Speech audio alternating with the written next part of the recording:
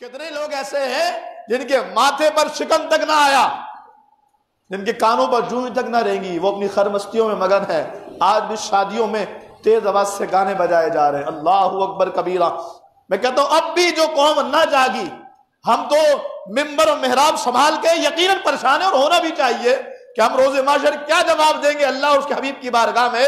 لیکن وہ لوگ جنہوں نے اب تک گانے بازوں سے کنارہ کشی اختیار نہیں کی، اب تک ٹک ٹاکس بن رہے ہیں، اب تک گانوں پر جو ہے وہ کامیڈی کی جا رہی ہے، اب تک وہ پرینک والی ویڈیوز بنائی جا رہی ہیں، یعنی لوگوں کو جھوٹ بول کے بیوقوف بنایا جا رہا ہے، اب تک دنیا کی خرمستیاں جاری ہے۔ تو کیا کریں حضرت، ہم دنیا چھوڑ دیں، دنیا داری چھوڑ دیں، دنیا کے کام کاج چھوڑ دیں؟ ہم نے کہا اسلام کبھی یہ نہیں کہتا، لیکن اگر امام مالک سے پوچھو تو وہ تو یہی کہتے ہیں، وہ کہتے ہیں تمہاری نمازیں بھی کسی کام کی نہیں ہیں، تمہارے روزے بھی کسی کام کے نہیں ہیں، تمہاری تلاوت قرآن بھی کسی کام کی نہیں ہے، اگر تمہارے نبی کی گستاخی ہوتی ہے اور تم بغیرت بنے ہو، اگر تمہارے اندر غیرت نہیں جاگ رہی ہے، تمہاری نمازیں بھی کسی کام کی نہیں ہیں۔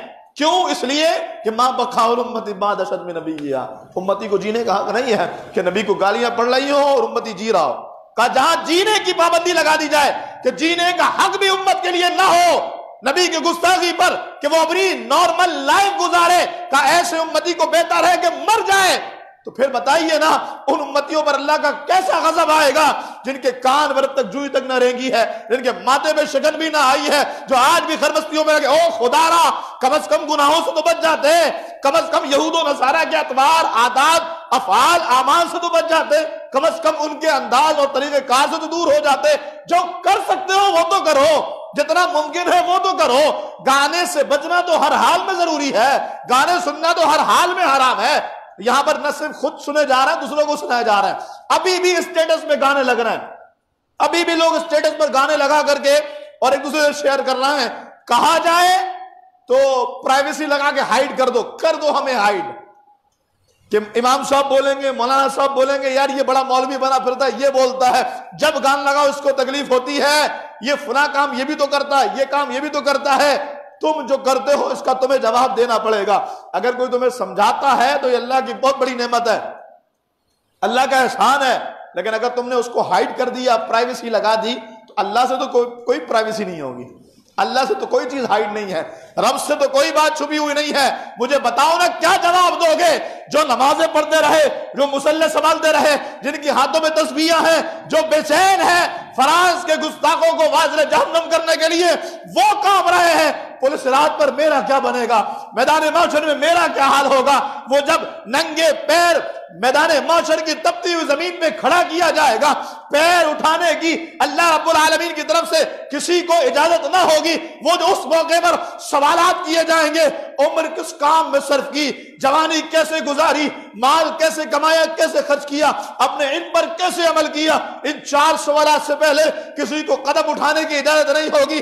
لوگ اپنے پسینوں میں ڈبکیاں مار رہے ہوں گے، کوئی ٹخنوں تک، کوئی گھٹنوں تک، کوئی کمر تک، کوئی کاندھے تک، اور کوئی پورے سر تک اپنے گندے بدبودار پسینے میں ڈبکیاں لگا رہا ہوگا۔ ایسے موقع پر جن لوگوں نے مصلی سنبھالے ہوئے ہیں، جنہوں نے تسبیحاں پکڑی ہوئی ہیں، جنہوں نے عبادتیں کی ہوئی ہیں، جنہوں نے فرانس کے گستاخوں کو واصل جہنم کرنے کا عزم کیا ہوا ہے، لیکن ان کے پاس نہ بساط ہے، نہ استطاعت ہے، نہ طاقت ہے، نہ ریسورسز ہیں کہ یہ وہاں تک پہنچ سکے، وہ لرزہ بر اندام ہے۔ نزا کے جھٹکوں میں کیا ہوگا، خبر میں کیا ہونے والا ہے، وہ محبوب کو کیسے منہ دکھائیں گے، جب سوال ہوگا اس مرد کے بارے میں کیا کہتا ہے، دنیا جانتی ہے۔ اس سوال پر محبوب خدا خود قبر میں آئیں گے، رسول خدا کی خود آمد ہوگی۔ اس موقع میں ہم نے کہا یہ تو ہمارے رسول ہیں، انہی کا تمہیں کلمہ پڑھا کرتا تھا، انہی سے تمہیں محبت کیا کرتا تھا، انہی کے پیار کا دم بھرا کرتا تھا۔ اس موقع پر اگر حبیب کبریا احمد مجتبی امام الانبیاء خاتم المرسلین صلی اللہ علیہ وآلہ وسلم نے یہ سوال کر لیا، اچھا تو میرا عاشق ہے، تو میرا دیوانہ ہے، تو مجھ سے محبت کرنے والا ہے، بتا دو صحیح دنیا میں میری محبت والے کام کیا کیے تو نے؟ آقا کا دیدار یقینی ہے، آقا کے جلوے یقینی ہیں، آقا کا دیدار مومن کو لازمی کیا کافر کو بھی ہوگا۔ لیکن اس موقع پر جب محبوب کے پاس جایا جاتا ہے، کوئی تحفہ لے کر کے جایا جاتا ہے، محبوب کے پاس کچھ پیش کیا جاتا ہے، تو کچھ نذرانہ، کچھ تحفہ، کچھ عقیدتوں کے پھول پیش کیے جاتے ہیں۔ ہم کیا نظر کریں گے؟ تو ظاہر ہے ہم کہیں گے، ہم آقا کی بارگاہ میں عرض کریں گے، کیا نظر کرے آقا، کیا چیز ہماری ہے، یہ دل بھی تمہارا ہے، یہ جان بھی تمہاری ہے، لیکن پوچھا گیا جان میری تھی؟ آقا آپ کی تھی۔ دل آپ کا؟ دل میرا تھا؟ جی آقا آپ کا تھا۔ کیا کیا ہے؟ دل میں تو غیر بستے تھے، دل میں تو گانوں کی محبت بستی تھی، دل میں تو نامحرموں کی محبت بستی تھی، دل میں تو اللہ کی عداوت اور اللہ کی نافرمانی بستی تھی، اور جان میرے لیے ہے؟ جو فجر کی نماز میں اٹھنا گوارا نہ کرے وہ کہے جان مصطفیٰ کے لیے ہے، وہ نعرے لگائے گے؟ نہیں آقا ہم تو کہتے تھے غلامی رسول میں موت بھی قبول ہے، یہ نعرہ تھا؟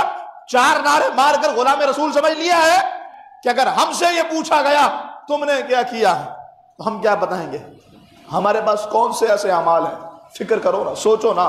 تو میں ان لوگوں کے حوالے سے بالخصوص عرض کر رہا تھا جنہوں نے اس ماحول میں بھی گانے باجے نہیں چھوڑے ہیں، اللہ کی نافرمانیاں نہیں چھوڑی ہے، دین سے دوری اب بھی برقرار ہے، ایسے لوگ کیا جواب دیں گے؟ چہ جائے کہ وہ لوگ جو جذبات کے ساتھ، عقیدتوں کے ساتھ اپنے جذبوں کو جمان رکھے ہوئے، سب کچھ قربان کرنے کا جذبہ رکھتے ہوئے عمل بھی کرنا ہے، وہ کانپ رہے ہیں، کیا بات پیش کریں گے حضور کی بارگاہ میں؟